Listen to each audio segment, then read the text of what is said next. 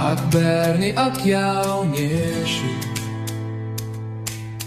jūs visi mūsu tautieši, skriesi tu vai esi lēnām, galā nonāksi bez bēdām. Nav viegli mātei un sievietei būt, stiprai kā lāčs plēsim jāmācās kļūt, drošai, gudrai un čaklai bez mītas. Jā, tiešām tādai, tai vajadzēs būt. Ko nu lai darām, ja mūsu ir maz? Dzelzceļi jābūvē, lidostas ar. Nevaram taču mēs sēdēt uz vietās, tādas nu ir tās dzīves lietas.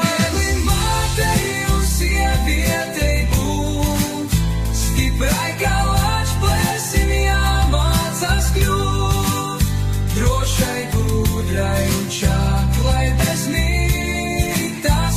Jā, tiešām tādai, tai vajadzēs būt. Vakar mēs vēl sienu grābām, tagad to ar prieku rādām. Nevaram mēs to vairs darīt, jāsaka jaunu dzīvi. Viegli mātei un sievietei būt, stiprai kā lāčs plēsim jāmācās kļūt, drošai, gudrai un čaklai bez mītas. Jā, tiešām tādai, tai vajadzēs būt. Bērni aug lieli gudri, tos reiz sauc par skudru jūri. Pagaidām tas mammas ziņā, tētis diemžēl tikai mīļā. Nav viegli mātei un sievietei būt, stiprai kā lāčs plēsim jāmācās kļūt, drošai, gudrai un čaklai bez mītas. Jā, tiešām tādai, tai vajadzēs būt. Sievietes liktenis vienmēr ir grūts, tomēr no viņām mums liktenis gūts. Bērnības dienās viss, kas ir dots, mātei par visu laiku. Nav viegli mātei un sievietei būt, stiprai kā lāčs plēsim jāmācās kļūt, drošai, gudrai un čaklai bez mītas. Jā, tiešām tādā.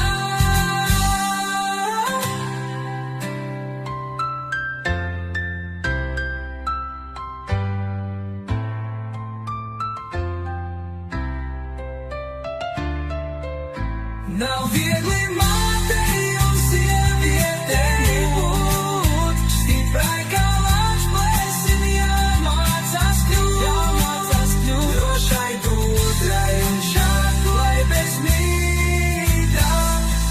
Jā, tiešām.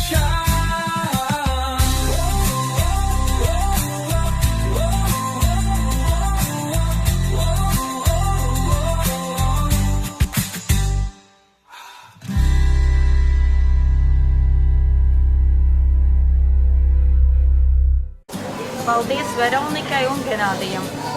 Paldies Rainas tantei. Paldies Jelienas kundzei.